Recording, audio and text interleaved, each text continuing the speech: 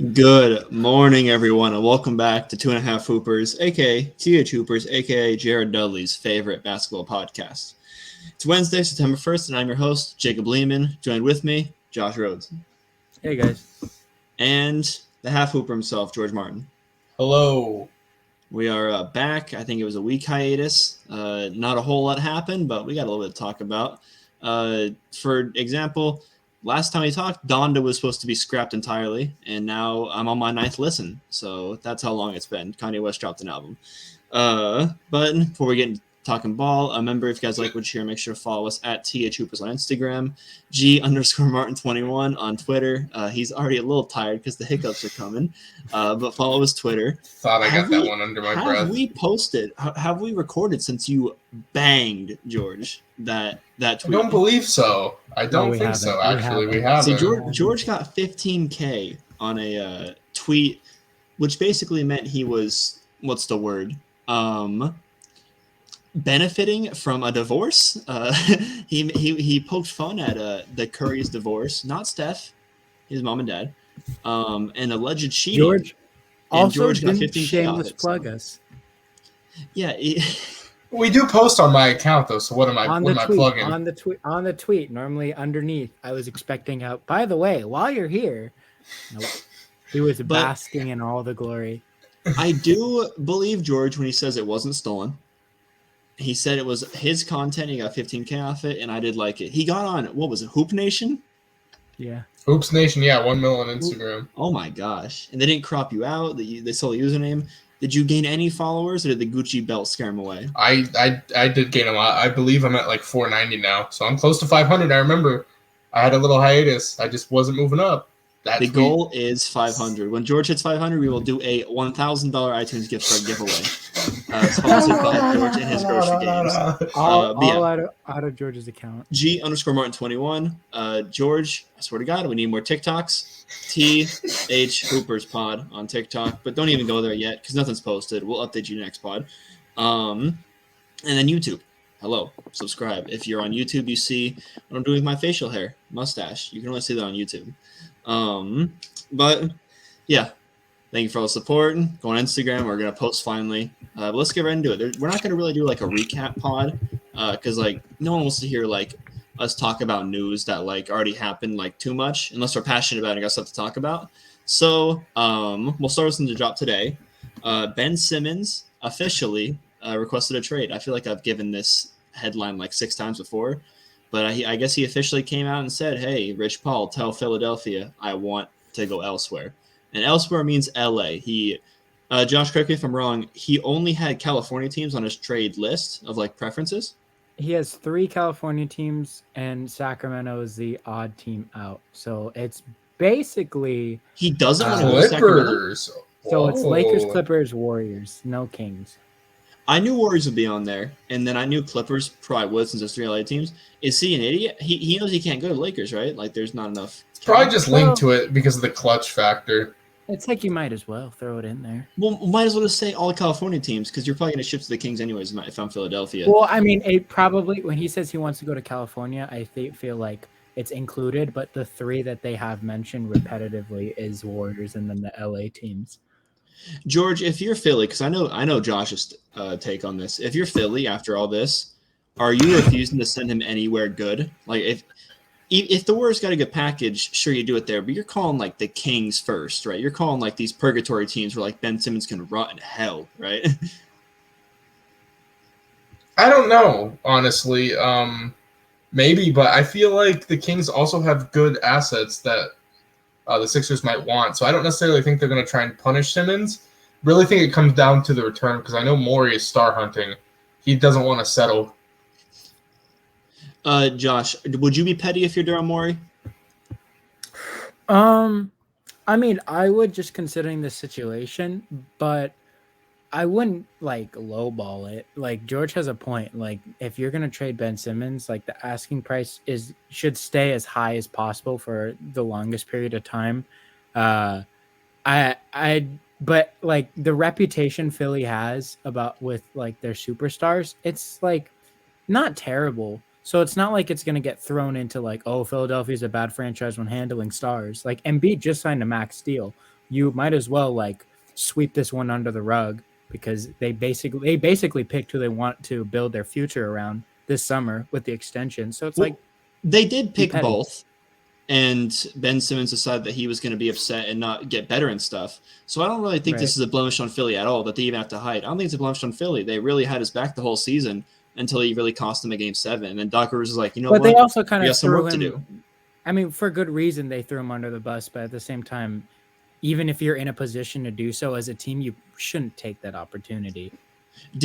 I guess I'll ask George so he could be like the third man here. Do you really blame Doc Rivers after the whole season defending this guy for reasons unknown?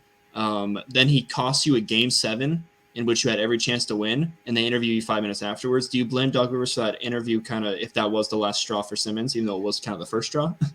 I do think it was the last. I don't like what Rivers said, though. I felt like it was kind of immature to throw him solely under the bus. I mean, so much went wrong in that series. To frame it to one play, I know that's what people do. It's the easiest cop-out, but especially as the coach, it obviously just wasn't a good sight because usually coaches have their players' backs and they'll blame themselves before they single out anyone. I can't really think of one time a coach singled someone out like that for a playoff loss. So when I heard that, I knew there was little to no chance that he would be back on this team. But, I mean, as we're seeing with trade negotiations, Sixers won a whole hell of a lot, and I don't know if teams are going to bite. So I could see this lingering into past training camp. If you guys, I'll start with Josh. I'll get both opinions. If you guys are on 2K and you're doing Trade Finder, out of 5 stars, what is his value? Not what Daryl Morey thinks it is, but what is his value if you're a GM for an opposite team? I think 4. 4, 4.5. I was going to say 3.5. So I guess I'm more 3.5 here. It really depends.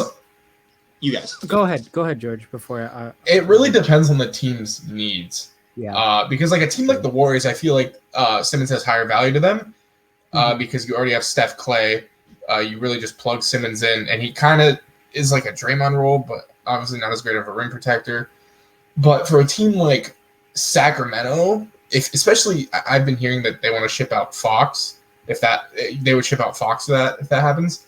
I don't like that really at all. I mean, Fox is what, a 25-7 guy? That might be a little too high, but I think it just depends more so on what the team has and what they're kind of targeting and how they want to use Simmons. I think that factors into the star rating, like you had mentioned, but 3.5 just off of his skill sets, I think is fair.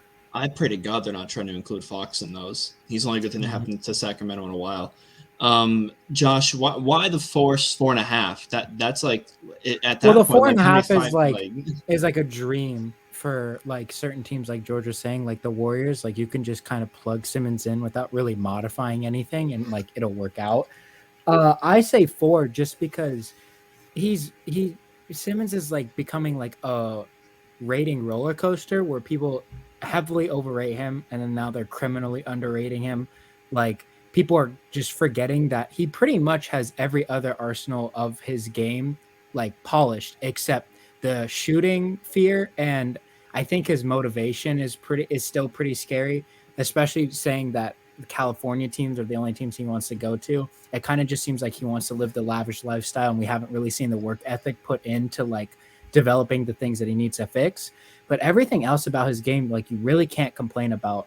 Like, sure, he could be a bit more aggressive, but he plays great defense. He's probably the best perimeter defender. He guards 1 through 5 if he needs to. He still passes very well. He's good in the full court transition. It's just the shooting that people have just developed such a great game plan around. I still think that he's a great player, but everybody wants to talk about the shooting issue, but there's teams that really don't need shooting. Example, the Warriors. So a few things. I don't know if it's playing devil's advocate. Maybe I'm trying to talk myself into it, but as far as the Warriors plug and play with him, if they keep Draymond, that team does not fit at all. Why would you trade out Draymond, who has such good chemistry with his team, for Ben Simmons, even though he is younger, to try and trade it out? But like, you can't play Ben and Draymond together unless Draymond starts shooting like 2016 again, where he's confident like that. Well, Draymond's minutes are going to also deplete, considering that his game isn't really it's translating, but it's not doing as well as we thought it would. Like, it's kind of becoming evident that age and like wear and tear is affecting him. And if you throw somebody in like Simmons, you have a cornerstone that just kind of will slowly. It didn't look ease like him it around last the year. He lineup. was third in Defensive Player of the Year voting. So I don't know if you're thinking future, but Draymond's Future, still got a lot future. left in the tank. Future. I'm So thinking about what's that? 3 years? I thought it's to win now. like 2-3. Yeah. But you want to win now with Steph. Well, considering the pieces they just drafted, I have no clue what the Warriors are doing. Well, they would be trade. The goal is to trade that for someone else, whether it's Bradley Beal or Ben Simmons. But you don't really know what the Warriors are doing. No one does. I mean, George, am I outlandish here to think that he's not? There's no team he fits with. Because he has to play on ball, and if he plays on ball, he's probably not a title contender because he can't be your main on ball scorer.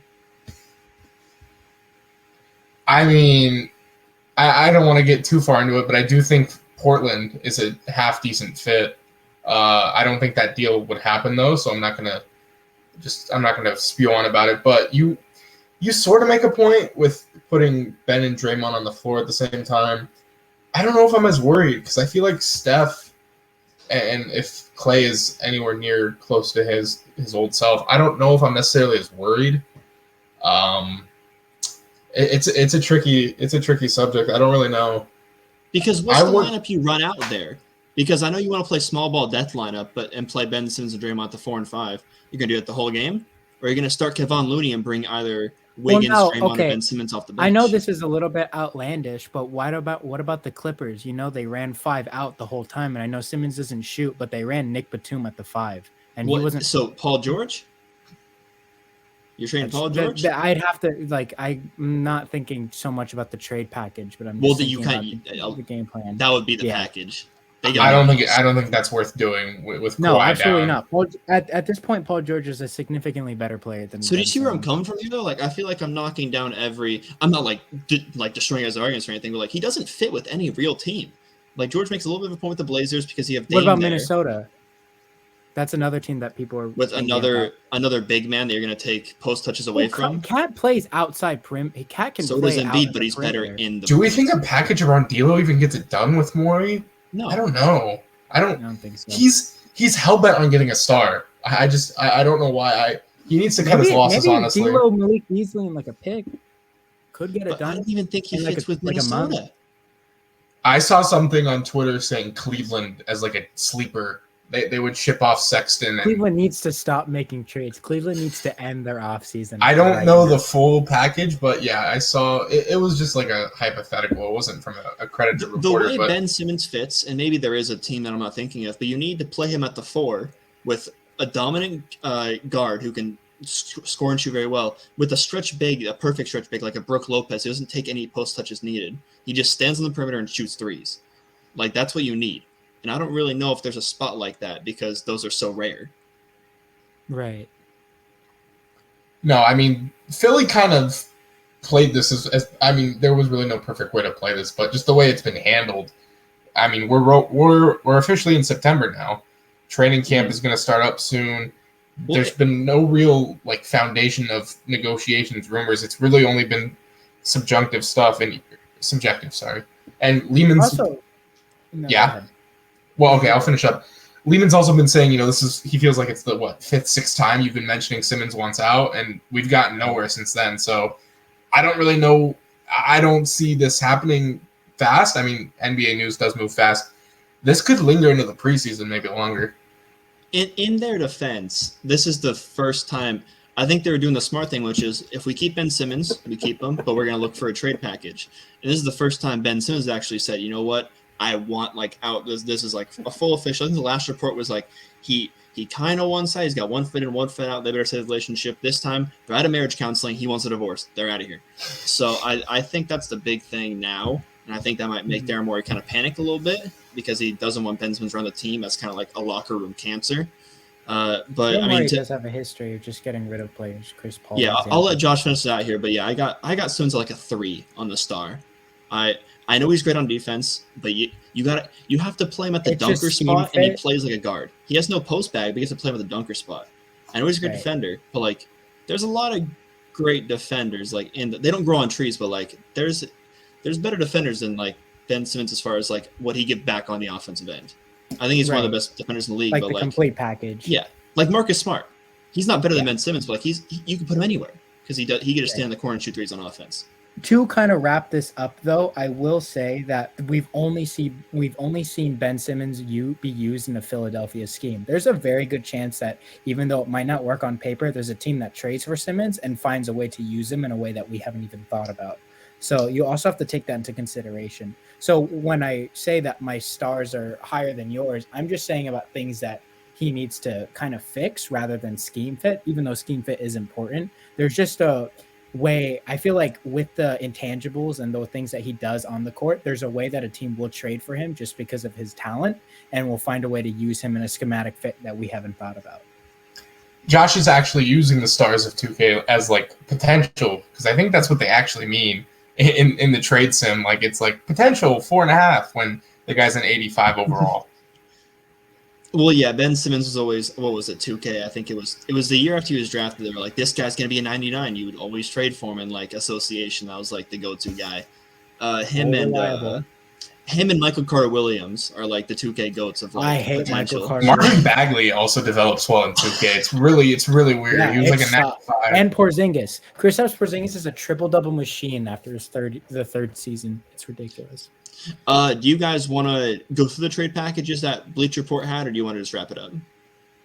I mean, I could fire them off. We get this done in 2 minutes. Just do rapid fire, honestly. Tell me. So we'll assume all these deals. We'll just say who says no. We'll assume all these deals Daryl Morey is offering to these teams, and what these teams do. Right. Okay. All right, number one, it's Ben Simmons to the Raptors for Pascal Siakam, 2022 first-round pick, 2024 first-round pick, and a 2025 pick swap. So 2 picks, a pick swap, and Pascal Siakam for Ben Simmons. George. I know you would go to me first. I would decline it if I was the Raptors, and I think I might get flack for that, but I'll let Josh go with his answer. Josh? No, I'd absolutely do that. George, is it the trade capital that you're giving up, or is it you don't want Ben Simmons on that team? Because I know Josh wants Ben Simmons on that team. I'll buy a Toronto jersey in a heartbeat. It's a little bit of the picks, and I feel like this is kind of what Josh was saying about like overrated to the underrated conversation with Simmons. I feel like Siakam is kind of like underrated now because people, the spin cycle P jokes, whatever. I mean, remember in 2019, he was very, very good, and I know he's kind of better as like your second option. 3 years ago? Well, I mean, I kind of forget that there was like a pandemic in between all that, but I know he's better as like a second scorer. But I feel like I know he's not as great defensively. The offense is a lot better, but I feel like there's a better fit with like Barnes, OG, and him. I don't know how Simmons fits into it. Is he going to play off ball, or are you going to make Fred VanVleet play off ball? I feel like Siakam just has a better role within the Raptors. A front court of Tobias Harris and Pascal Siakam for Philly would make Josh want to stop watching basketball, so I kind of want to see it happen. The Warriors one, the cliche one, the offer's actually kind of gone down in my opinion. Draft day, it was a lot. Yeah. So now it's Ben Simmons to the Warriors for Andrew Wiggins, Moses Moody, and 2 first-round pick swaps and a first-round pick. If you're the Warriors, are you doing that, Josh? I don't see why Philly would do it. I said let's assume Daryl Morey's offering this. Because they don't get this? And then they get 2 replica players in Tobias Harris and Andrew Wiggins. They don't have a 4 anymore, and they lose their playmaker. So I don't see why. Shame on you, Bleacher Report. This one sucks. And let's be real. Lehman knows I am a staunch hater of pick swaps. I think they're the most overrated use of an asset. Let's be real. I think Philly would finish higher in the East than the Warriors in the West. So the pick swaps wouldn't even be used. So that you're unloading Simmons for what? Those 2 guys in 1 pick? That's horrible. Unless Daryl Morey is a big Moses Moody guy, I think he declines this. Moses Moody has a place in this league. It's not the 100%. Point guard for the Philadelphia. Not for Ben Simmons. He doesn't. George, this one's for you. The Trailblazers trade that always goes around. Ben Simmons for not Damian Lillard. Sorry, Daryl. CJ McCollum, a pick swap, and a first rounder in 2024. Yeah. Philly can't be. Daryl Morey is not doing that. He wants a solidified all-star. Obviously, if Portland got that, I mean that'd be very nasty. You actually have like a defensive anchor, and I'd like to see how like a pick and roll works with Dame and Simmons. You go over, Simmons is rolling to the cup, but maybe he passes up another layup. Who knows? You go under, Dame's pulling from 35. So that would be an intriguing lineup from Portland. Josh, as the Blazers guy, who says no here? Both. Ooh. Both. He's pulling to me. Listen. George has a point with the CJ McCollum thing, but if you trade for Simmons, Nurkic instantly becomes useless. And then you have a big logjam. Huh? He's already been useless in the past 2 years. But Don't disrespect the 5x5 king. I swear to God. I've done it a few times to Nurkic. Like, he becomes useless out of his control. Like, he's just fat. But, like, now they can't play him and Simmons at the same time. They have Larry Nance, who they can't play with Simmons at the same time. They have to move Norman Powell, who I know you guys were just saying is CJ McCollum. He's not CJ McCollum. He's not going to do anything. And I don't think – I mean, he's just going to produce worse stats than CJ would. And on top of that, the chemistry issue. Like, I don't think Portland's going to give up CJ unless they get, like, something that they think can genuinely make them a title contender. And Ben Simmons isn't that player. So I don't think either team would say yeah. I mean, the Spurs trade that Josh, you were in love with the last time. I don't know how much it's changed. I know you have it burned into your memory, Josh. Oh, I do. So we'll see if it's different. So I'll start with you. Ben Simmons for DeJounte Murray, Derek White, and 2 firsts, no pick swaps. It did change. So they had Vassell in there instead of Derek White last time. Who do you like more? For the Sixers, probably Vassell if they're getting DeJounte. But I would say, honestly, this is probably the best trade out there. But I don't think Philly would do this unless they, like, panic. This is horrible. Which just shows is Daryl Morey really a good GM? Like, this is the best trade, but he's not. But DeJounte Murray's not a name that's selling tickets. He was playing against the Spurs 4 times a year as the general manager of the Rockets, so he knows these Spurs point guards. So if Murray balls, it's all up to him. Murray is and he's good on defense too. Like, he would fit very well with Seth My Curry. only issue with the Spurs giving up players is that they have a lack of forwards, and I think that the Sixers like Tyrese Maxey a lot to the point where they wouldn't mind, like, if in a case where they had to start him, they wouldn't mind starting him. So I don't see the point in having Derek White in there also. It would need like a forward, and Vassell's a little bit taller, so maybe there. But I don't know. But I like the DeJounte Murray Philly fit, but I don't Those think picks also might be kind of valuable if Ben Simmons Spurs isn't too good. Spurs are going to be bad. It's a classic. Too many point guards and the team that needs a point guard. And there's a star on the block. Is Popovich doing it, or is this out of pocket? I wouldn't think it was out of pocket from the Spurs. It goes back to the point we've been making from the Sixers side. I just don't think Morey's enticed with DeJounte Murray, even though he's a phenomenal young point guard. He's not obviously as great defensively, but he's very, very good. And he's better offensively than Simmons. So Daryl Morey on God might be a casual. Like, we talk about like the star factor, but I could have sworn, wasn't there a chance for him to get Harden when Harden went out, or maybe he didn't want to go back to him? No, like Simmons and a pick for James Harden. I think that was more of he didn't want to go back to Harden. He wanted to Philly do his own thing, hoisting the championship trophy. They would have axe murdered the Bucks if they had Harden. Gosh, dude. Daryl Morey's a casual. I'd also like to say that if the Spurs got Ben Simmons, I think he'd average a triple-double. Like, that team is so bad and literally has Would he put up 10 points? I'm kidding. He has the ball. Like, some of the shots have to go up, right? Moving on, last trade here. This is what me and Josh were talking about when we were hanging out today, getting a smog check. And Bleacher Report read our minds. So it's Buddy Hield, Davion Mitchell, a pick swap, and 3 first-round picks for Ben Simmons. I think I said I would like Halliburton if I'm the Sixers, but that was before I saw 3 first-rounders. So, George, is this one that like Daryl Morey can't say no to, or is he done with the whole picks thing? He wants players that can play now. Because they're left without a point guard here unless you want to do Maxey.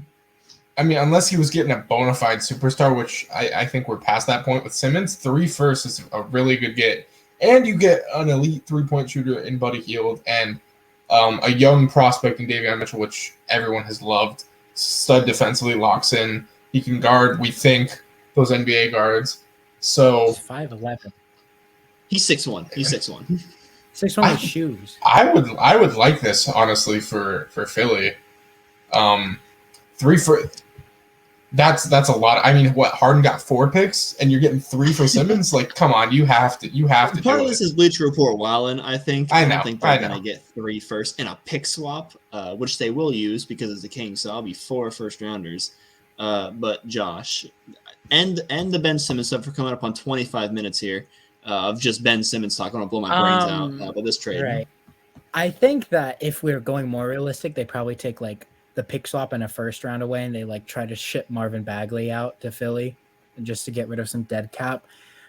But yeah, this trade's really hard to say no to if you're Daryl Morey. That's a lot. It's a lot of pieces. Obviously, you'd prefer Halliburton, but Mitchell's not a bad consolation prize. Not just because Halliburton is a little bit more NBA ready. That's really all. Like, and if you're the Sixers, you want that. Yeah, I'm just worried about how Sacramento would use Simmons, but I guess that's an issue for when they actually get him. Is this them banking off Sacramento being morons? Because this is an insane trade to make maybe a play-in team. The thing is, it's stupid, but I wouldn't put it past Vlade Divac to pull the trigger on it. I feel bad like discussing these trades because like it's Bleacher Report and like they don't. Morey's second best option if he's not getting a star is to try and hoodwink a team like Sacramento who would make a bad deal. And get picks to maybe trade for the starter that comes available at the deadline. So you kind of swap Ben Simmons for the. Right. Daryl Morey knows. He's a gentleman. Daryl Morey knows. He knows the tricks. But that was the biggest news we got, and it was also most recent, so we covered that pretty due diligently. Now I just want to kind of open the floor here. I'll start with Josh. What's kind of like caught your eye the past week that you actually want to talk about? And it's not just like, oh, this happened. Here are the facts. Blah blah blah. Like what do you want to cover? So I guess I'll take the more medical approach on this one. Sorry, George, because George has an agenda. I want to take off some of his thing. So I know with sports coming on now, it seemed like over the summer we were going to have just a regular, just everybody plays stadium, like social distancing, obviously, but cases were going down. And now the variant has been kind of a prominent thing.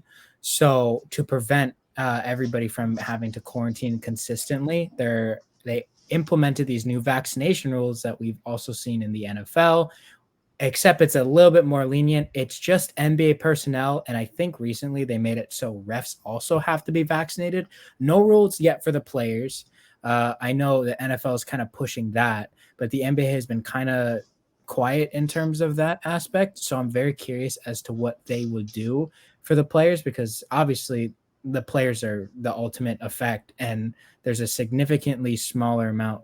What are you raising your hand for?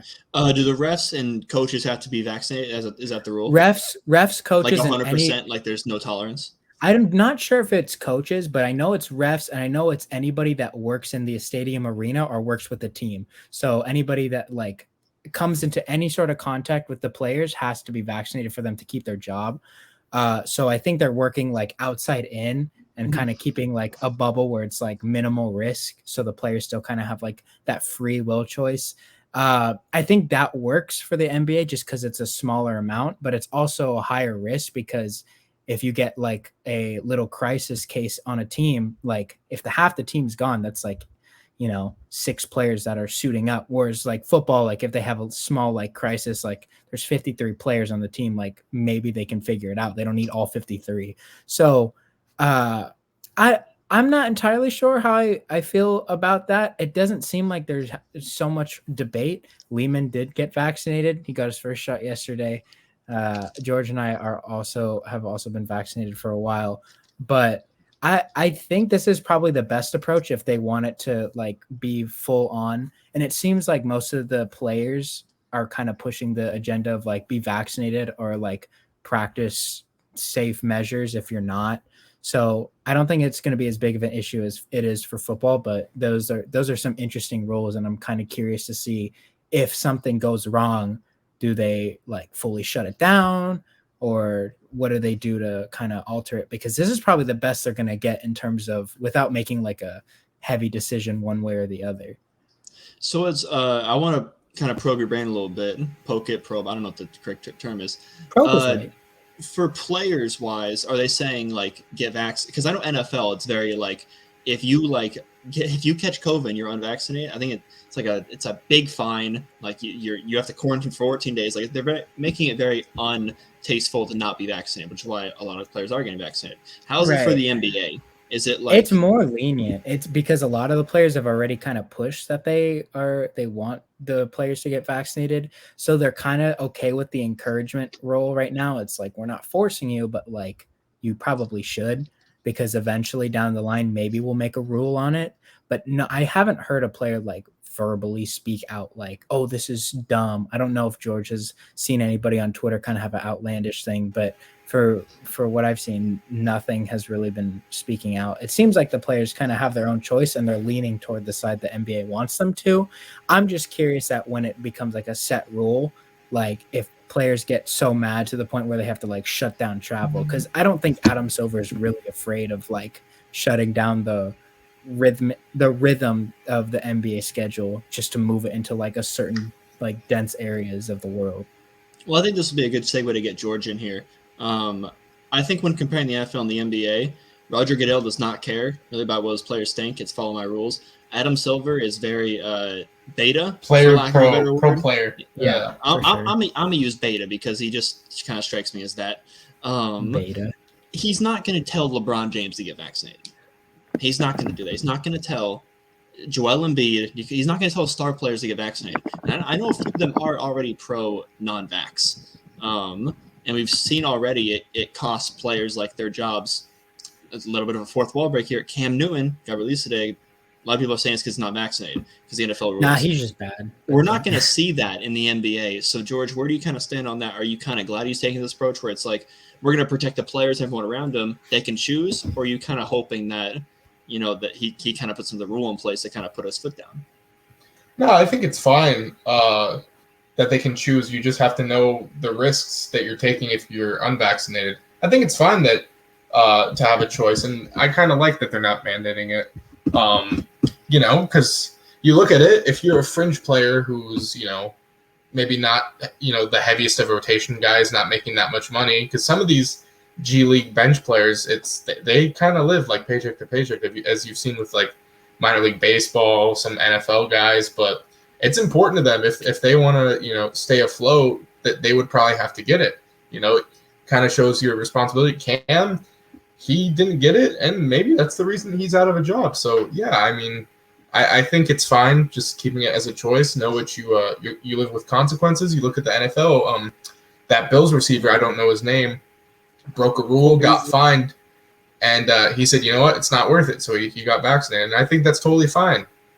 Are you thinking of Cole Beasley, or was it a different Bills? No, it was the other one. Beasley's still standing his ground. Beasley is very.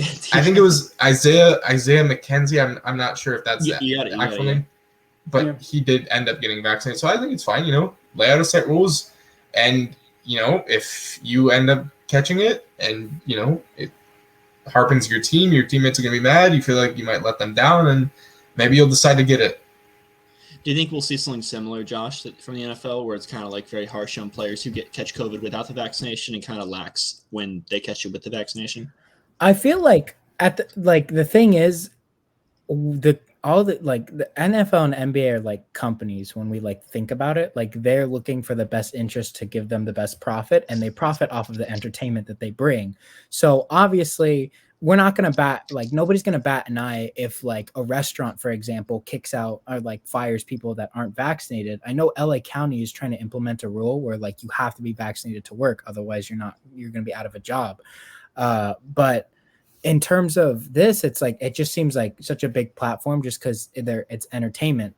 So, I mean, I could definitely see it because it's in their best interest. Like, you know, they're basically ruining the company profit if you put yourself and other players at risk who potentially, like, nobody cares if like the 52nd man on a roster gets COVID because he's unvaccinated. But if he puts, like, for example, I would be pissed if like the second to last player on the 49ers got like George Kittle COVID and he couldn't play in an important game. I'd be pissed off. So, and I'm sure a lot of other people, including fans, including inside personnel, would be pissed off. So that's kind of what they're trying to bother, because at the end of the day, they make the most profit off those players that are like, you know, the top of stars. the bag. Yeah. And that's why I don't think we're going to see anything where Adam Silver goes, all right, guys, got to get vaccinated or else, because he doesn't want to go toe-to-toe with LeBron saying, if you make me get vaccinated, I'm going to start the season. Because then he's just like, okay, well, you don't got to get vaccinated. Is LeBron vaccinated? That's a very good question. He is. Is he? Because Schroeder said he wasn't last year. Yeah, but then when he was at that party with Drake or whatever, there was like a thing that said all the people had to be vaccinated to attend the party. He's LeBron James. Do you think if they're LeBron really James shows up, are you LeBron like, James where's off? your vaccine passport, bro? Where that? I think Chris. that LeBron's probably vaccinated. Have you met his wife? His wife is liberal to the core. I don't like. I that don't why follow you're Savannah vaccinated? James on Instagram. Savannah James and LeBron James are big Joe Biden people, so I wouldn't be surprised if That is true.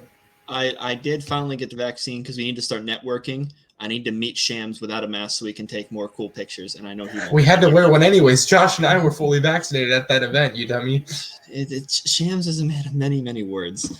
But yeah, thank you, Josh, for filling us in on that. I didn't really know too much about it, and you said you want to talk about it, and now I know, so I'm informed. Josh talked about medical stuff because he knows about them. Why don't you talk with the Lakers because you know a hell of a lot about them. They had a very busy week. Where to start?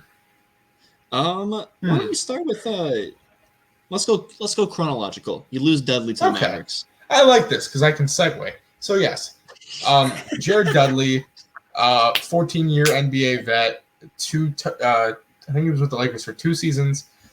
He took a coaching job with the Dallas Mavericks. It was a front of the bench assistant coaching position, which is key to note because the Lakers could not offer him that. They do not have that position open. It would have been like like the second row assistant coaches, like the Phil Handys and the the Miles Simons, those guys. Phil Handy in the front row. Like I don't know. Okay, well, I'm saying like speech, but the guys like behind. Nobody. The water boys. It's a scaled down role. It's a scaled down role. So Dallas was able to offer a bigger role. Obviously, Jay Kidd is now the head coach, who they had a relationship with on the 2020 title team and last season as well. So he kind of felt like it was a better opportunity for him to get his post-playing career started. And kind of a bad breakup with the Lakers. Not like a bad breakup, but LeBron was a little bit emotional on Twitter.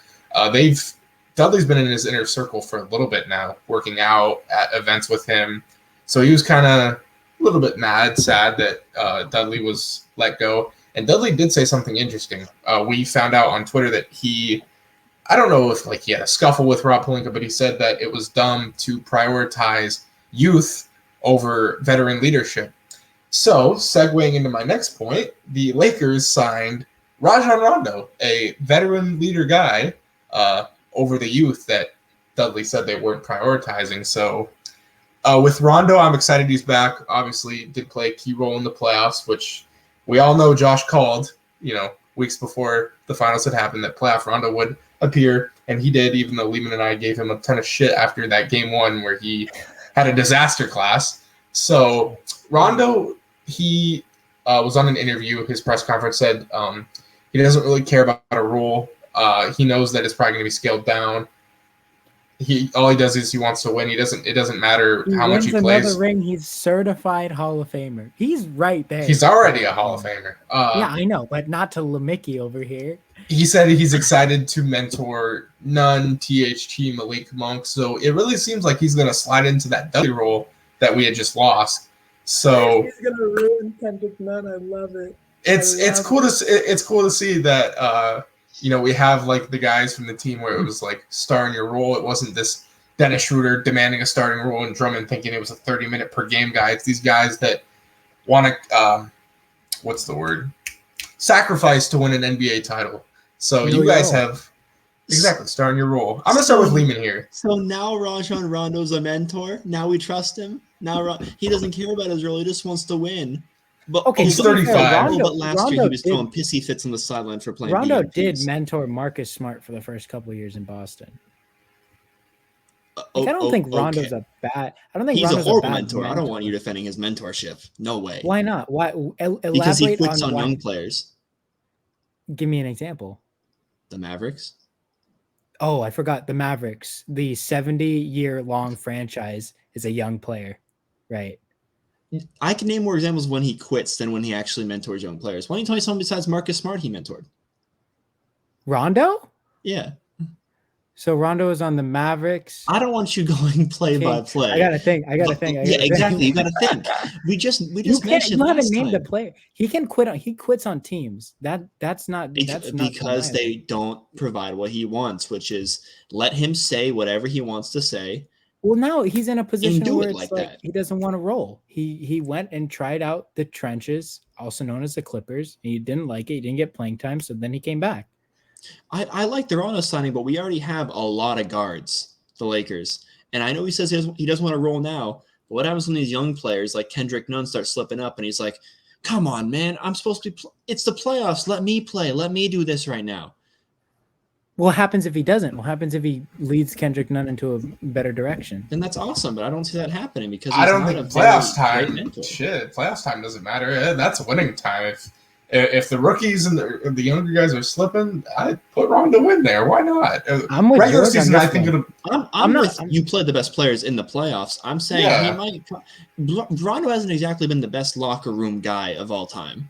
He worked on the championship team, but I think he appreciates LeBron and AD leadership there. I don't know how the Clippers went. We've talked about it, but I don't think this is one to quit. He's 35 now. I don't know how much he's expecting to play. And plus, those Rob Pelinka did talk to him. Those younger guys like Nunn and Monk, they signed smaller deals. They're going to get a lot of burn. I've seen on Twitter guys discussing like, Bays and Ariza and who else is it? Ellington and Rondo. They're all going to get time over those younger guys. I don't think that's how it's going to work. I think those guys are going to get solid amount of minutes here, and those vets are kind of just going to, hopefully be like the Keefe and West last year, where they took some DNPs, but they got their minutes and keep them fresh.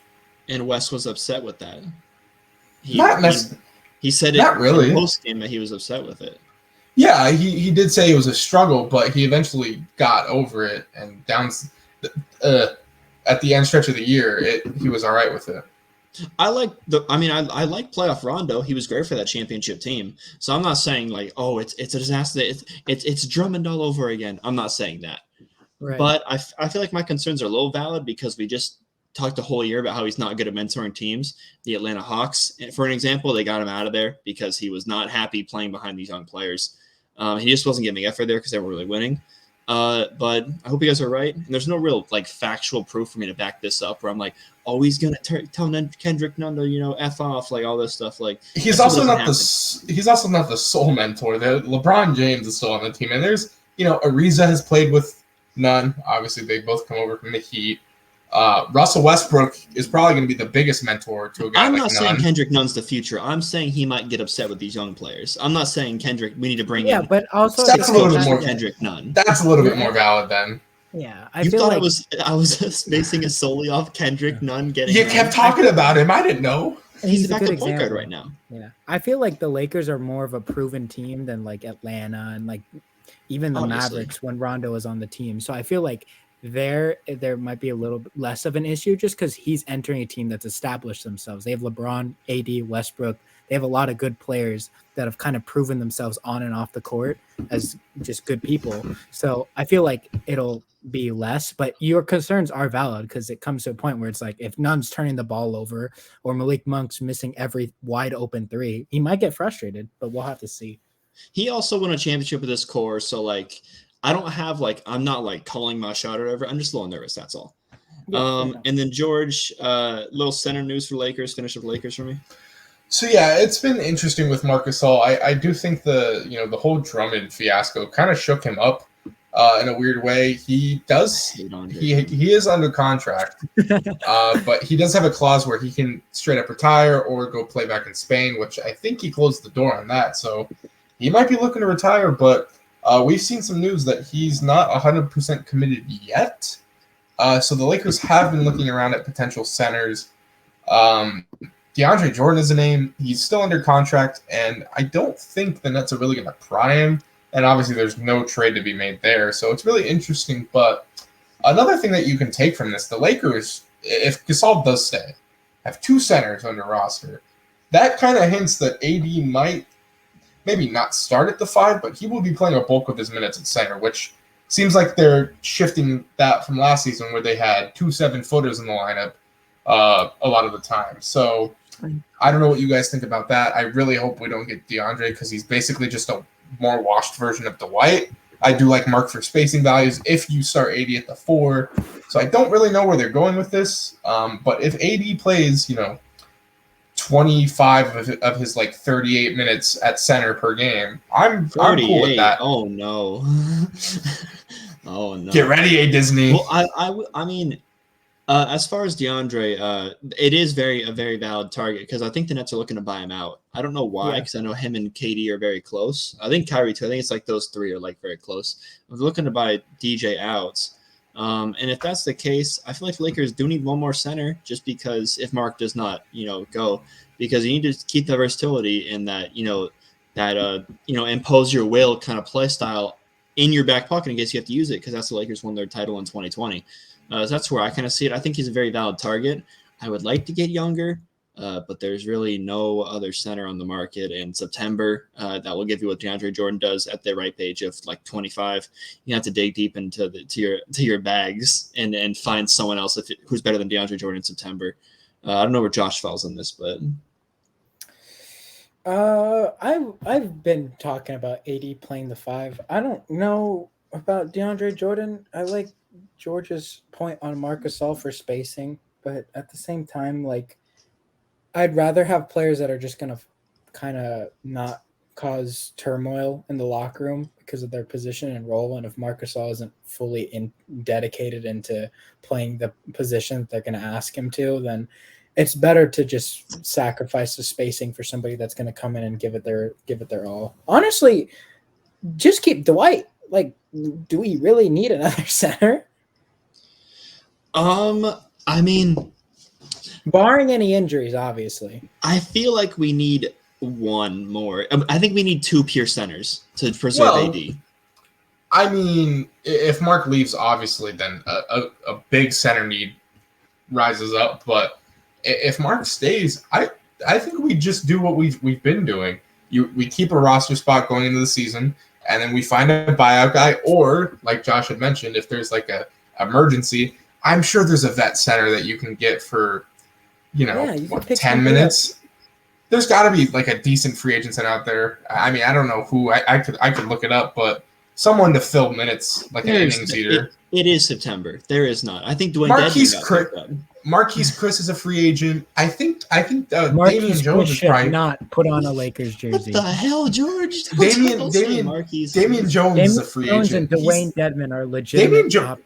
Damian Jones was a cool little ad in the midseason last year. He wasn't horrible. He could be an ad. A little gem. Oh my gosh! Look what I found. It's late. I'm sorry. I mean, to finish it off, so George, you don't think Lakers need 2 centers besides you don't think they need 2 pure centers because they should play a bulk of the 5 in the regular season as well. I think it's fine at what it is right now. Okay, well, yes, the Lakers had a busy week for late August, so that was kind of cool to kind of touch on there. Rondo getting bought out and then immediately going to Lakers. It happened in 2 hours. It was Rondo will be bought out very soon. Lakers are top contender, and then Lakers got him. So and there was no other team interested. He said it was just literally just the Lakers. I don't know how tampering works that way, but who cares? It's Rajon Rondo, so who really cares? One thing I do want to talk about, and we finished the Lakers stuff and the vaccination stuff. The Cavs, I guess the main stuff here is Lauri Markkanen finally getting off the free agent market. He was a restricted free agent. He signs a 4-year, $67 million deal to go sign and trade to the Cavaliers. $17 million a year, if my mental math checks out. That's not – I don't know who the Cavs we'll start with the contract they're bringing Lauri Markkanen in, because it was a trade. So I'll start with Lauri Markkanen. It is, like I said, late August. Most teams are capped out. A lot of teams are over the cap, especially teams that have been willing to make a splash like this. They're out of the running, and you give him $17 million a year for a guy who's just kind of a stretch big, like he's a Nico Melli type. Like you could find these guys on the market and in the buyout market. Like I don't see a difference between him and Markieff Morris a few years back on the buyout market. I don't think he's worth $6-7 million a year. There's a reason no one else paid him that when free agency started. It's kind of like how the Dennis Schroeder thing happened with the Celtics. Like people were kind of going away from him for a reason. He's got an attitude problem. Lauri Markkanen's got a basketball problem. He's not that good at it. The Bulls weren't even that interested in him, and they're paying everyone this year. So the fact that you outbid yourself and outbid a team that paid DeMar DeRozan $30 million a year is very, very interesting in my eyes, and I don't see it as a very good thing. But not only did they do that, they also had to do a trade to get him, because they had to give the Bulls a little bit back because he was restricted. So the full trade is a three-way trade. Bulls get Derrick Jones Jr., which pretty solid for a guy you want to lose anyways in Lauri Markkanen. Get some defense there. Portland, they get Portland's lottery pick, which is a first, and then whatever. And then because it's lottery protected. And then the Cavs future second rounder, whatever. They do ship out Larry Nance Jr., though. So they basically trade Larry Nance Jr. and a second rounder for Lauri Markkanen.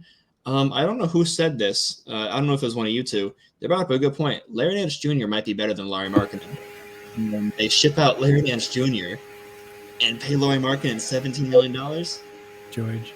That was definitely George. Was that you, George? I agree with it there. And he also fits defensively better.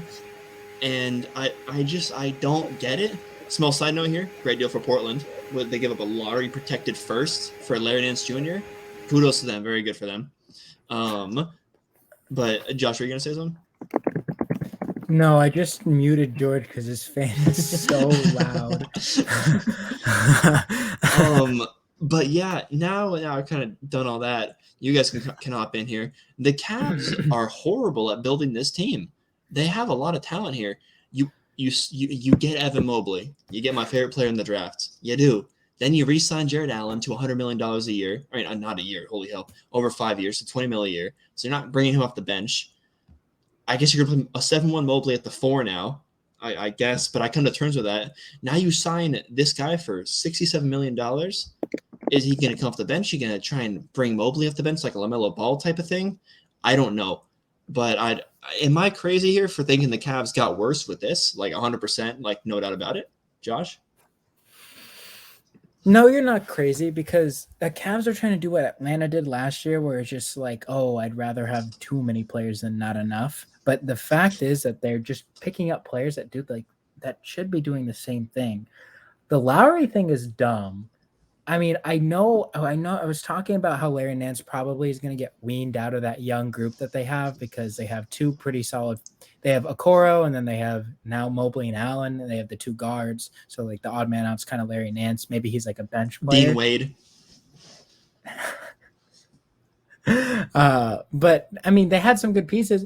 I don't see how Lowry really fits, let alone why they paid him so much. I know he was out in Chicago, so Chicago really kind of snuck this one out, because they're like, oh, we're not going to pay him, might as well get something back for him.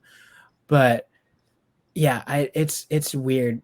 Cavs are kind of doing a dumb thing. I feel like they're investing too much into a position they're like building a backup plan for Mobley if he fails, even though he's never stepped foot on a professional court yet. And I think that's ridiculous and shows a lack of faith, which is bad. But I don't know. I mean, George, just help me through this. It's late August. No one has paid this man yet.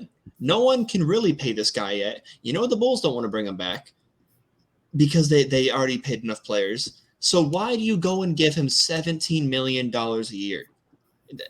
Can you find any way or reason, or is this just the Cavs being the Cavs?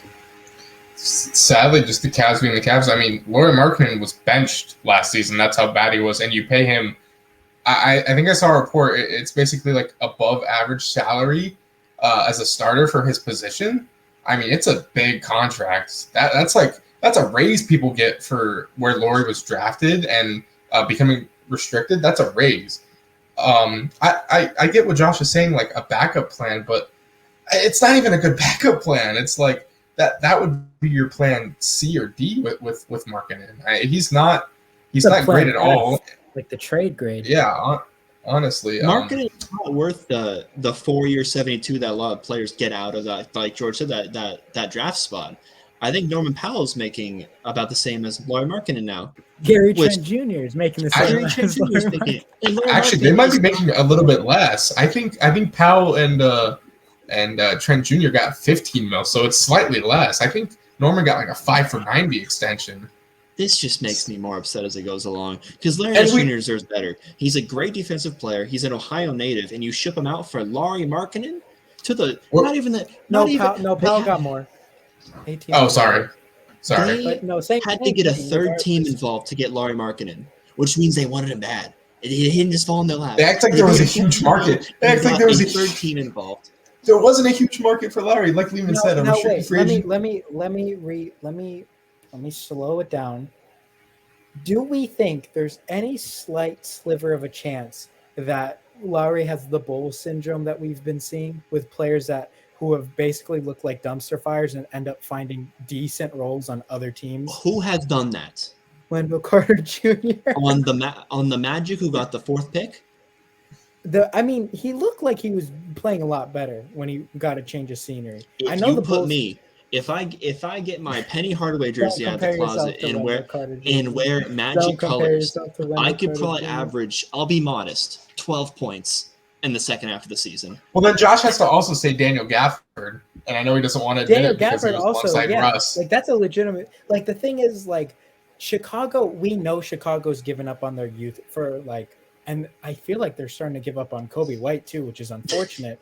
But like, is there a sliver of a chance that Lauri finds like a good bench role where he's like a spark plug? Well, I'll take Cavs this. Off the bench. I don't think a bench player should be paid $17 million a year. Oh yeah, no. Gallo's like pushing it. I'm terrified that they are gonna try and bring Mobley off the bench and try and push for a play-in spot because we're the Cleveland Cavaliers. We have a history of winning. We gotta compete at the highest level. Just tank a few years. Just get ready to pay your young players. Don't try and do too much in the off season. Don't overpay for a center. Can they even tank properly? I don't think they can. No, they definitely can't. They're in a bad position. What really gets me is that they got a third team involved, which means they sat down with a whiteboard marker and started drawing how to get Lauri Markkanen on their team in late August when no one else wanted him. I just don't get it. I don't get it. I don't get what they're trying to do here. Yeah, first, they hate Colin Sexton, and even though he averages 25 points a game on good shooting now, and he passes the ball. And now they trade Larry Nance Jr., who was like the heart and soul of their team last year, a lottery team, but the heart and soul of their team last year, for this guy who makes more and is worse than him. I don't understand. I don't get it. And now what? On top of this, on the off chance a player wants to come to the Cavs, they can't pay him because they're probably cap strapped now because from Lauri Markkanen and Jared Allen. False. They just signed Taco Fall also. Oh, hallelujah! Another big man. I guess I'll wrap this up here. I mean, we didn't like necessarily question it, but we wanted to know how Mobley and Jared Allen work out. They committed $100 million there, so you kind of knew that maybe this was their front court of the future. And we got news that Kevin Love's not getting bought out. He has 2 more years there. He's getting paid $30 million. I forgot about Kevin Love. You're gonna have to play him, right? Like if he gets DNPs, he's going to blow up. Like he will ask to be traded, let go. That won't go over well. And then the whole market. I'm not gonna poke fun at that. Actually, I'm not gonna do it. Continue.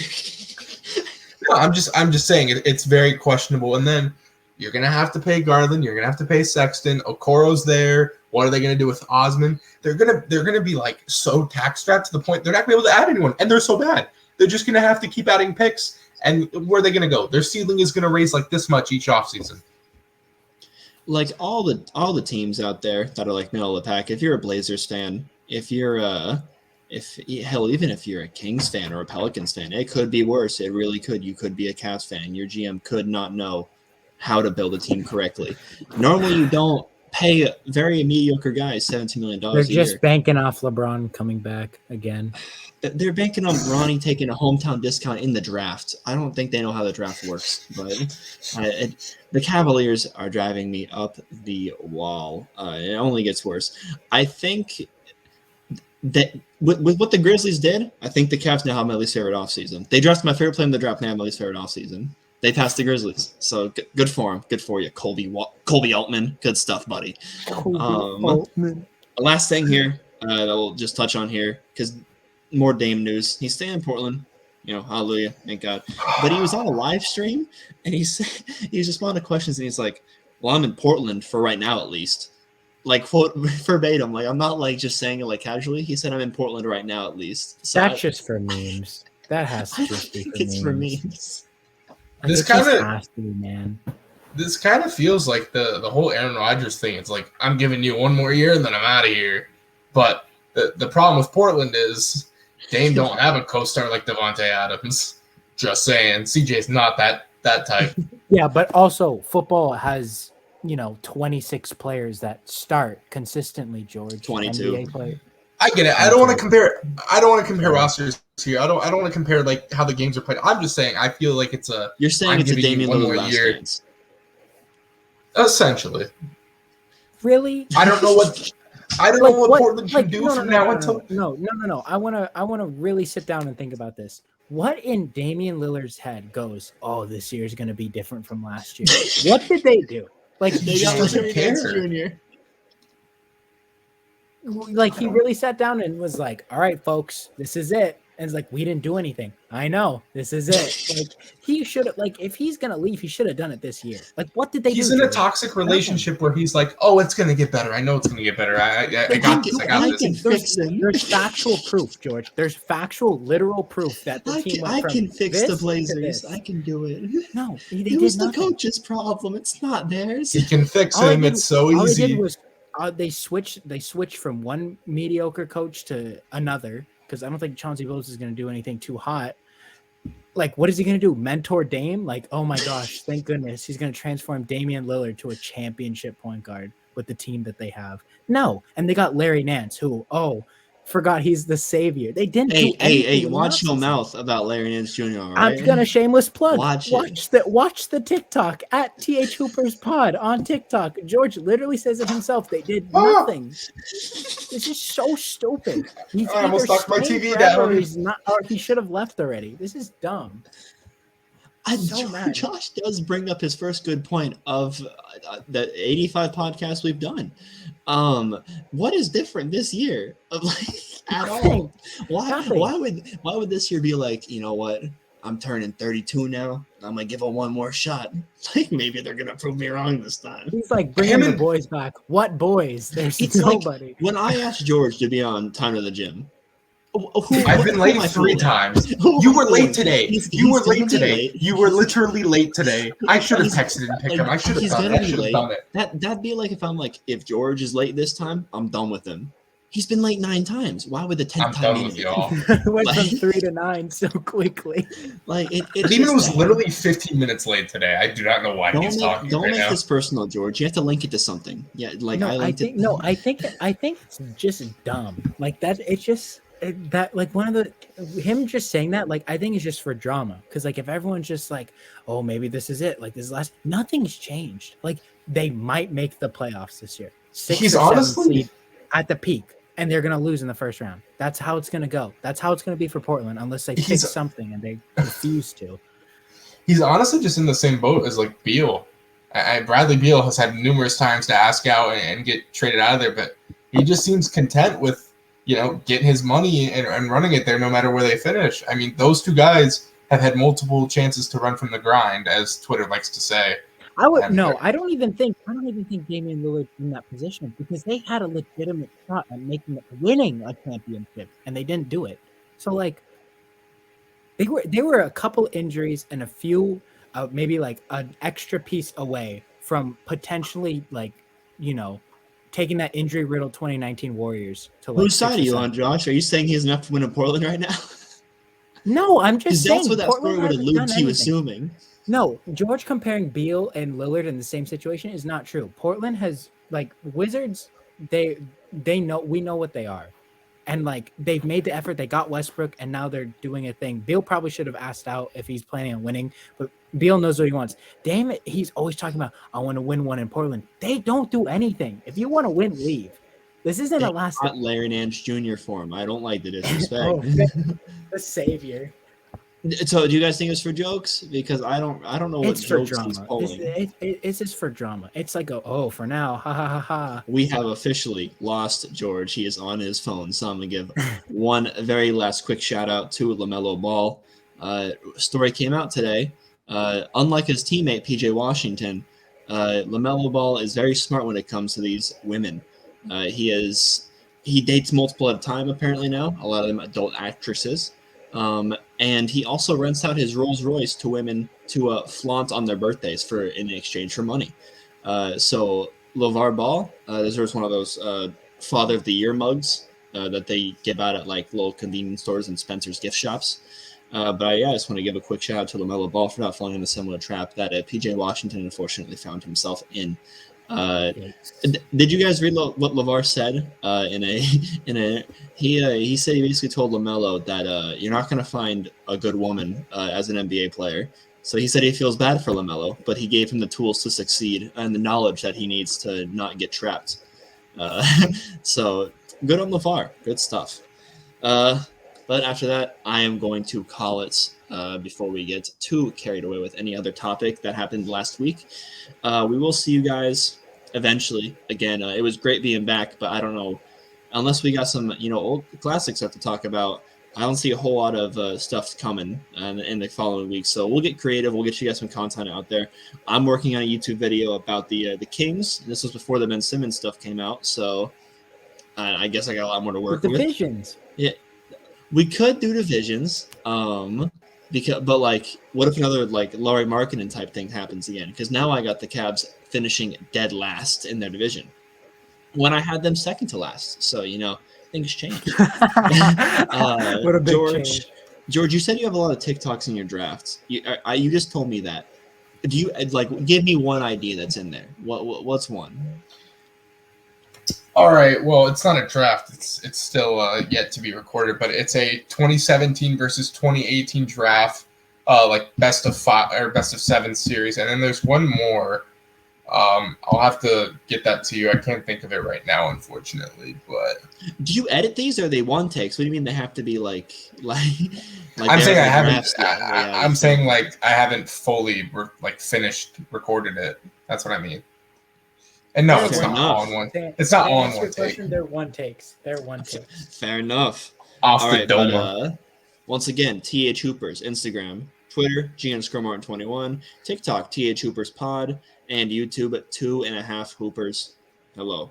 But yeah, thanks for listening, guys. Thanks for being an OG, and everyone, take care.